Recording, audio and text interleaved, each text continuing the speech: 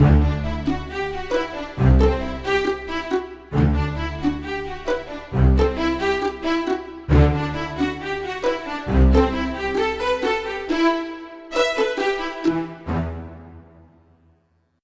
you think vampires have a favorite blood type? Oh, negative, baby. Welcome to Probably Real, a podcast where we talk about our favorite conspiracy theories and cryptids. My name's Aislinn J. And I'm Trinity Amethyst. Welcome, fellow believers. And welcome, fellow skeptics. That took a lot of effort, a lot more than it should have. We didn't plan anything to talk about for this intro. No, we just kind of dove right in. Hi, guys. Hey. Thank you for listening. Again, hopefully. Or for the first time, welcome. Welcome to our odd little corner of the interwebs. Yeah, if you found us, that's nuts. Congratulations on delving so deep. Yeah, congrats on finding the most obscure podcast in the history of the internet. All right, today, our cryptid that I will be talking... Well, he's not technically... Well, not he, but they are not I was like, technically... isn't it a species? Yeah, they are not technically... They're folklore, but they're too good. We're talking about vampires. I love this. These bloodsuckers. Aislinn told me about this about 5 minutes ago, and I just suddenly got very hyper and excited. I mean, okay, this is the basics, and honestly, I can see myself talking about vampires again because there's just too much to talk about. There is a lot of vampire content. We're gonna start with today's vampire. Well, not today's vampire. We're talking pale and brooding, not sparkly. Got it. Good. Yeah. Thank you. Bless. I don't know why Twilight set the precedent for vampires. It's one vampire piece of media, and yet everyone's like, vampires are sparkly now. Who made that? Yeah. She cannot make that rule. That author cannot make that rule. Stephanie Myers, I'm coming for you. It's just because it's popular. So, today's vampire, the pale brooding vampire, he kind of got brought about by the book The Vampire, or The Vampire. It's just vampire, but it's spelled odd with a Y, by John Polidori. What a name. Hopefully I said that right. John Polidori. And popularized by Dracula by Bram Stoker. That's the popular one, Dracula. Yep, that's kind of how they gained popularity. That's when people started freaking out, was kind of the 1850s-ish era. Seems about right. People were freaking out about a lot of stuff back then. Yeah, but then Dracula came out later in the 1800s. But early 1800s was when everyone was like, oh my gosh, vampires will get ya. Or the biggest concern for them seemed to be turning into a vampire. They just did not want to be vampires at all, in the slightest. That's so funny compared to, modern day culture, where, being a vampire is, a sort of... Yeah, it's romanticized. Most people don't want to be killed by vampires, not necessarily against becoming a vampire. I would love to be a vampire. Live forever? Are you kidding me? And if I did want to die, I just... Stake yourself in the heart. Yeah, Yeah, the usual. Just your average stab yourself in the heart. My thing with living eternally is, on one hand, I have a huge fear of death and mortality in general, so that would solve that. But on the other hand, I don't want to live so long to watch everyone I've ever loved die, and then every time I make more people I love, they die too, and just so on and so forth. But then it's you go through people dying in normal life anyways. I have never had anyone make that point before. What's just a few thousand more people? Okay, but you would probably end up living long enough to watch, the world die if nobody killed you before then. And that's no good. Oh, yeah, I'm sure. Or what if... Do you think vampires can die of, heart attacks and stuff? Because there's always that chance. I think the concept is that vampires don't have blood, so a heart attack is innately impossible. Yeah. Their hearts don't beat. No. That kind of causes an issue in my theory. Could they have headaches? Probably. They have brains. Yeah, that's my thing. Could they have liver problems? Kidney stones? Probably, with all that iron. Shoot. Anyway, we should back to actual content. Back to actually talking about vampires. The creation and or cause of many vampires, any corpse that a dog or cat had jumped over... What? I know, was more likely to turn into a Vampire. A body with a wound not treated with boiling water was more likely to be a vampire. So if you got an infection, you were a vampire. Or if you were a witch in your past, and not in your past life, in your lifetime. And my favorite is people who rebelled against the Russian Orthodox Church were believed to turn into vampires. Oh, of course. Oh, definitely. Yeah.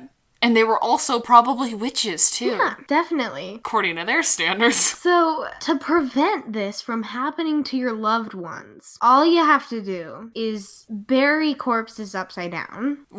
That'll solve the problem. And then one is essentially bribing demons not to possess their corpse. That seems like the opposite of a good idea. They put sickles. They're like pointy. They're like knives and stuff. I know what a sickle is. But if our listeners didn't know what a sickle is. You could bribe them with that or money. What would a demon use a sickle for? It's gotta cut down its demon wheat. Oh, and then, they used to sever people's tendons at the knees. So that they couldn't get up if they turned into a vampire. That's terrible. I know. I hate that so much. Placing poppy seeds, millet, or sand so that the vampire, they'd get out of their grave, right? But then they'd get distracted and count all of the grains. All right, guys, I'm thirsty for blood. I'm crawling out of my grave. Ooh, poppy seeds. 1, 2, 3. Is that why the vampire in Sesame Street counts? Oh my goodness, we have cracked the code. There was an actual reason behind that the whole time, and we didn't even Maybe know. I wonder if they were making the show and they're like, count. Oh my gosh, it's Count. Yeah. It's Count. Count. What is his name? Count. I don't know. But it's because he counts. He's the Count. I'm learning so much today. You're learning what a 5-year-old probably already knew. Probably. If you want to find out if your friend's a vampire, they already have to be dead for these, though. But to find out... That's not very convenient.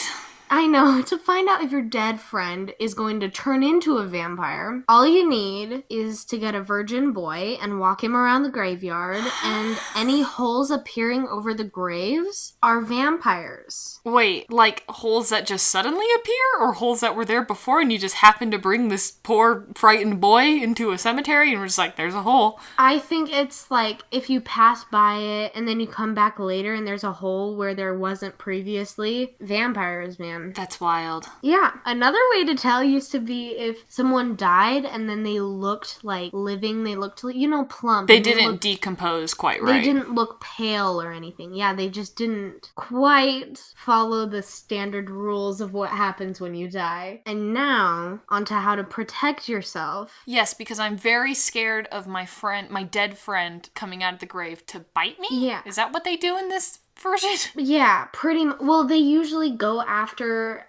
back to places where they once used to reside. So they'd go usually and kill relatives or neighbors. I'm that dead. Kind of stuff. I want to kill my mom now. All right. I want to drink my mom's blood.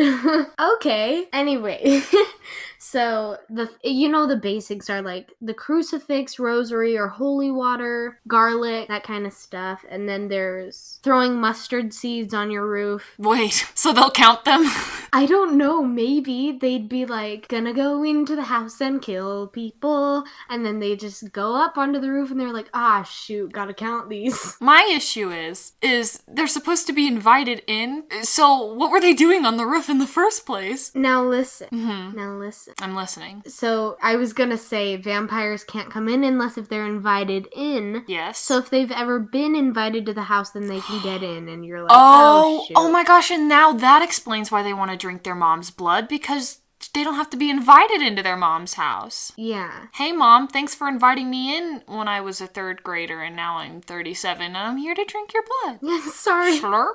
Yikes. People used to put mirrors outside their doors to kind of ward off vampires. That seems funny. Are they just spooked by the fact that they don't have a reflection? They'd have them near it so that if they were talking to them and their door was open, they could see, if they could see the vampire.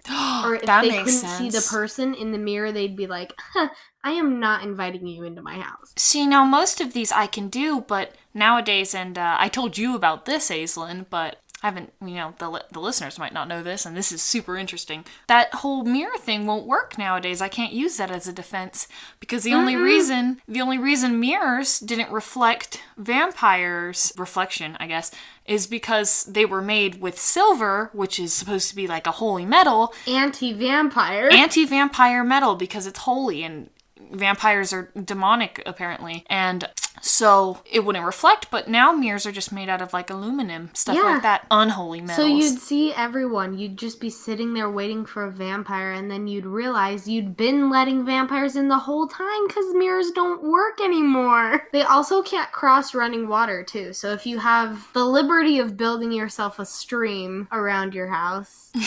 Why can't they cross running water? Can they not get wet? I don't know.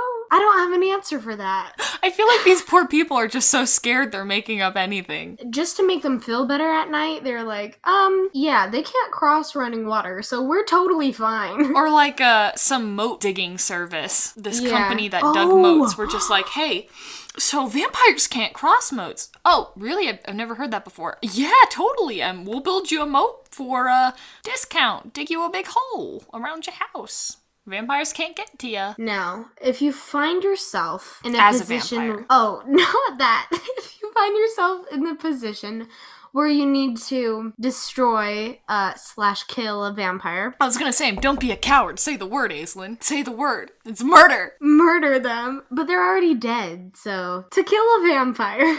The most popular form of killing a vampire is staking them. I don't want to get that close to a vampire, though. Yeah, I wouldn't either. So there are other ways. But another way that you have to get close to them is bloated vampires. You just stab them with a sickle to deflate them. Hold on. Like they're filled with air. Bloated vampires? Yeah. What? Why are they bloated? I don't know, but that was one of the ways to tell if someone's a vampire is if they're bloated a lot. But bodies bloat when they decompose. Yeah. But this seems like a bad system. Yeah. Another way... Oh, yes. Another way to kill them is to decapitate them. Of course, a classic. Reasonably. Pour boiling water over their grave, if you happen to know where that is. They just don't like another water. preventative way was to shoot their coffin with a bullet. A silver bullet. Just their coffin? Well, they're inside. Oh, well then, wouldn't it... So just shoot them with a bullet. A silver bullet, basically. Yes. And my least favorite... Well, I gotta say it's my favorite. It's so interesting, but it's disgusting. Are you ready? Oh, now I'm afraid. This was a way, mostly to just prevent vampires. I don't vampires. want it, Aislinn. You're gonna... I wanted to cry. It's really bad. Aislinn. Okay. Ace, please. If your family member is suspected No, it's never good when it starts with, are they suspected? Because they're not. Okay. Listen. So, when they die, or if they've been killed... Yes.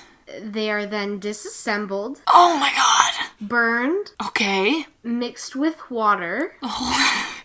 Hold on. Are you ready? Yeah. And given to the family members as a cure. Oh my god, no! I know. Oh it's my really god. Bad. Oh no. I wanted to cry. I was on the wiki page. You'd be proud of me. I went through the entire thing. Just crawled through it like a landmine. And it was the worst decision I've ever made. That cannot be healthy. Because I found this gem and I was like, oh no. Not that. Anything but that. Here's your cousin Susan. So that you don't turn into a vampire. Drink up, kids. Alright, so our conspiracy theory, and I'm gonna try to keep this as non-graphic as possible, but when you hear the name, you'll see why that'll be a little difficult. So this conspiracy theory is about cow mutilation. Oh, you told me that you wanted to do this a long time ago. I had to. I hate it. It's so interesting, I swear. It's just... You told me, and you were like, I don't think I'm gonna do it, and I don't think I'm gonna do it, and then you ended up doing it. I had to. I couldn't resist the pull. This one's just got, like, so much weird stuff happening. Also known as unexplained livestock death. So, for the most part, it's cows, but in some cases, it's other stuff. So, okay. Cow mutilation. Moo moo, mother calfer. What? Why are you like this? I couldn't help it. Sin. Let's go. I'm ready. I'm keeping it clean. Okay. So, cow mutilation is defined as the killing and mutilation of cattle under unusual, usually bloodless, and anomalous circumstances. And like I said, cattle mutilation goes hand in hand with the mysterious death of other livestock like sheep, horses, goats, etc., yada yada yada. All that jazz. Everything that lives on a farm, basically. Farms are just kind of creepy. Honestly, yeah. I would not want to be a farm Like, animal. as a kid, they used to be like, this is how you learn about animals when the farm animals and stuff. But now that I'm older, it's like anytime I think of a farm, I'm just like, For me, thinking of a farm during the day, I'm like, huh. But thinking of a farm at like dusk At night. or at night, That's where all the horror stories appear. It's just... is it a coincidence that Children of the Corn happens in corn? No. I wonder if you can hear the rain in my recording. There's rain outside, guys. Oh, that's nice. I know. It's so nice not living in a desert, unlike some people. Like me, aka that was directed right That at was me. a clear shot right at Aislinn. Animals that are found mutilated are usually quote-unquote drained of blood. Their injuries seem to be surgical. So, like, all of their, like, wounds and stuff, most of their wounds seem like cut marks, like, from surgical instruments. Ew, no. Not like teethies, you know? TVs. Teethies. Like teeth, but said weird. So veterinarians have claimed that predators and domestic creatures avoid the corpses or seem to be frightened by them. Ew. So after they're dead, coyotes and stuff are like, no, I don't want that. Ew, I don't like it even more. You're welcome. It's about to get a little worse. So the eyes, tongue, and other soft areas are often gone or mutilated. And according to Dr. Howard Burgess, 90% of the cattle were 4 to 5 years old for some reason in that Babies. age range. Well, sort of, but not baby enough, you know? Yeah, they're just like... Teenagers. Some cases, the cattle have the presence of strange chemicals in their body when they do autopsies and stuff, but not all cases, so it's sort of inconsistent there, but it is still kind of weird and, consequential enough to point out, you know? Oh, chemicals that are not normally found in animals at all. Is there like a serial cow killer or something? Da-da-da. Oh no. Okay. Okay, keep going. There are never any footprints or tracks near the scene. That's part of, like, the big features of these cases is that there's almost never, like, any footprints or tracks of other animals and stuff. But sometimes there are strange indentations on the ground, like little holes. All I can think about anytime I hear something new about this, every single fact you've given me has led me to believe that this is aliens. And that's one of the theories, so I'll get to that in a bit and we can have some fun discussions about I that. had to throw that out there. I was like, You're calling it now. Okay, go ahead. Okay, there's a lot of cases of this happening, but this one is a really big one and also one that I find super interesting. So, in 1997, 2 Utah ranchers tagged a calf and afterwards went on to tag other cattle that they owned. They were working at most 300 yards away from that first calf. And Okay. yeah, so they had put tags on this one calf and then they left to go keep doing their work. And less than half an hour later, they returned to find the original calf, quote unquote, eviscerated. So this was less than an hour. They were not even that far away. And there was no blood or apparent disturbance at the scene, so everything just seemed normal. And I don't like this. And most of the cattle's muscles and organs were missing. Oh my gosh, I just felt the blood drain from my face as you Well, said that. It's just like the cow felt the blood drain from its body. Ooh, And the wounds on the body seemed like cuts. There was 2 types of cuts, according to people who did the incident reports and stuff. The cuts seemed like a machete and from like a small pair of surgical scissors. So That's nice. yeah, and there was no tracks or anything. It was just they left to go tag their cows and came back and whomp. Their poor cow was just Not less than an hour. less than an hour, and they were only 300 yards away. Oh Oh no. So it's like crazy that they didn't see anything. No. What a That's bad 900 day. feet away, right? Yeah. No. That would just be such a bad day. Yeah. Can you imagine being that, like, cattle ranch person? Yeah, just you and your other rancher are just having a great time, just tagging your cattle, and then that. Yeah. What the heck, man? So, do you want to hear some theories on what the heck is happening? Yes, please, because I am so confused. Okay, so I'm gonna have to change the order I was planning on presenting these in, but let's start with okay. So the first theory is that it's government experiments. So, the theory is that, like, for some reason, the government's using these people's cows for experiments, which I don't know why they wouldn't just be able to have their own cows. So I don't really know about that one. I'm confused. Yeah, they're smart enough to get their own. If the government wants cows to poke around with, they just buy themselves a cow. Yeah, that's weird. Yeah, it's not the government. No, I don't think it's the government either. The second theory is that it is cults. Oh, of course. So they're thinking that, especially since the cattle mutilations often happen in little spurts. Yeah. So when they happen, they usually happen like 5 cattle mutilations at a time or such, and then there's like a silence in between, so people are like, oh, they're getting the organs for sacrifices and stuff. Oh, The huge. Just the huge. We talk about cults on this podcast a lot, I feel like. Well, they're involved in so many conspiracy theories. And I mean, it's not terribly unlikely, it just doesn't explain how fast it all happens, This is why they're gonna come after us. I know. Cults, don't come for us, please. Aislin's mom said no cults. She did say no cults. Put that on a t-shirt. Oh my gosh. Imagine they come to get me, right? They like knock on my door and they're like, hi, we're this cult. And I go, I'm sorry. My mom said no cults, and then just close the door. The third theory, and this actually kind of ties back to our first episode, is that it's the chupacabra or other cryptids. Oh my gosh. Yeah. That's so fun. I almost forgot to mention in the vampire section, I'm just gonna bring up some details real fast. We can cut it out. But, people thought that was just kind of a derivation of vampires that had preyed on, dogs. Oh, and so the dogs turned chupacabras. So the dogs are just vampires. That's but interesting. Dog vampires. Dog pyres. Yeah. There's no way I'm cutting that out of the podcast. The final theory is that it's aliens. Yes. Oh my gosh. I'm so proud of myself. Good job.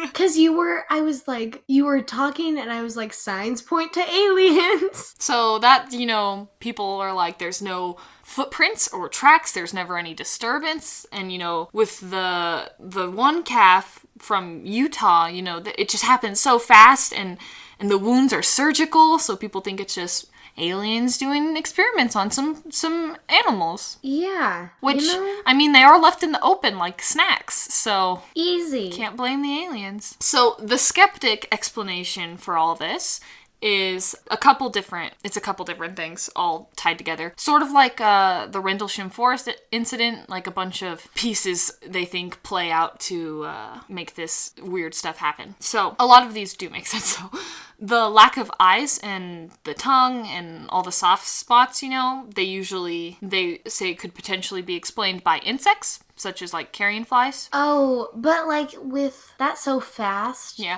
Well, I don't know if the one from Utah had its eyes missing though, or anything like that. Yeah. Which, and I've seen many a dead bird in my days, and they never have their eyes. So. Oh yeah, that's gross. Bad insects. The lack of blood could be explained, as with the chupacabra. So if you've listened to our first episode, you could already know this, as the blood coagulating inside the body, so that when the body's cut open, there seems to be no blood, even though it's there. It's just chunky blood. You've got no response to chunky blood. Because I literally couldn't think of any response to that. What am I supposed to say? Chunky blood. It's like spoiled milk.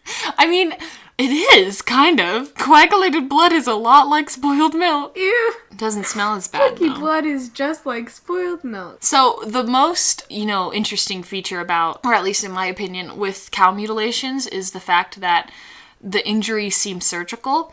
And apparently, the surgical incisions, veterinarians and skeptics say, could be created when the skin is stretched by post-mortem bloat. And so, corpses bloat. But then as the body dehydrates, the animal's hide shrinks and then splits, which causes linear cuts. Ooh, gross. I don't know how you'd go so long without knowing that your cow was And dead. the Utah ranchers, it was less than an hour. Yeah, until they knew, which is like crazy fast, Some people said too that it could just be the bites just from whatever animal killed it could just happen to look like incisions, like that. But it's just strange for that to happen so consistently. Yeah. Like one case where it's like, okay, this coyote just happened to bite it just right. But like, this is clearly such a common thing or such a big thing for these poor farmers that it's a conspiracy theory. Like that must be a lot of cows that this is happening to. I'd be so afraid to be a rancher, especially like if that happened to one of my cows. I'd be like,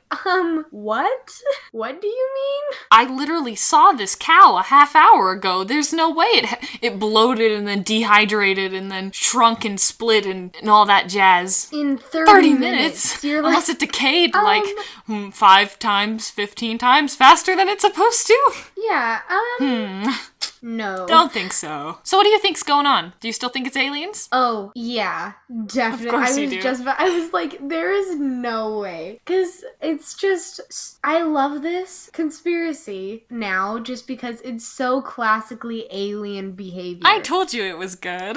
Yeah, it's classic alien behavior. And I'm just like, yes, more please. I mean, don't have more of this happen, but... See, I for some reason, even though there's not as much evidence for this one, I kind of lean cult a little bit. Just because I really love that idea for some reason. Not that I love that cults kill animals and, like, sacrifice them, or cults in general, but just, like, the concept is interesting to me. Yeah, can you imagine just a group of people in robes hopping a fence and just like, okay guys, go, go, go, go, go. Instead of cow tipping? No! It's their version? Cattle mutilating? That's horrible. Thank you for joining us on our podcast today. We hope you had a good time, or at least... No, wait. We hope you learned something, or at least had a good time today. Yeah, our email is probablyrealpodcast@gmail.com. Send us stuff. Yeah, send us some conspiracy theories and cryptids, because we need more, and we would love to do them. And we love it. Yeah, it's really fun to do listener-suggested ones. Oh, leave us a review or a rating on iTunes. That really helps us get up on those algorithms and helps us grow. So, and it also just motivates us a lot. Yeah. Our Twitter is probrealpodcast. Yeah, you can DM us or send us some messages and recommend some conspiracy theories or cryptids there too. And a huge thank you to Elise for making our intro or theme music. Whichever you call it. It's so beautiful and she's so talented. You can find her stuff at HeyElise516 on Twitter or at her SoundCloud at Elise Haywood. And remember, chupacabras are just vampire dogs. And chunky blood is just like spoiled milk. Good night.